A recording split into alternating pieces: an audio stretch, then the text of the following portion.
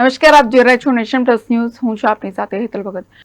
હવામાન વિભાગ દ્વારા વલસાડ જિલ્લામાં વરસાદની આગાહી કરવામાં આવી હતી, જેને લઈને સતત 3-4 દિવસથી ધરમપુર તાલુકામાં છૂટો છવાયો વરસાદ વરસી રહ્યો છે.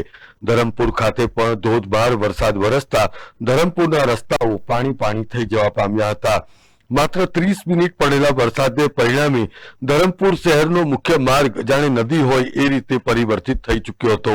ધરમપુર મામલતદાર કચેરી, પ્રાંત કચેરી, સ્ટેટ હોસ્પિટલની બહાર મુખ્ય માર્ગ ઉપર પાણી ભરાઈ જવાને લીધે કચેરીએ આવતા લોકો અને હોસ્પિટલે આવતા દર્દીઓ તેમજ તેમના પરિજનોને ભારે હાલાકીનો સામનો કરવો પડ્યો હતો. ધરમપુર નગરપાલિકા દ્વારા લાખો રૂપિયાના ખર્ચે જ્યારે પ્રી મોન્સૂન કામગીરી કરવામાં આવી રહી છે, ત્યારે આ કામગીરી માત્ર કાગળ ઉપર જ ફલિત થઈ હોય એવું સ્પષ્ટપણે આજની પરિસ્થિતિ પરથી દેખાયું હતું. Bureau report, nation plus news, Valsad.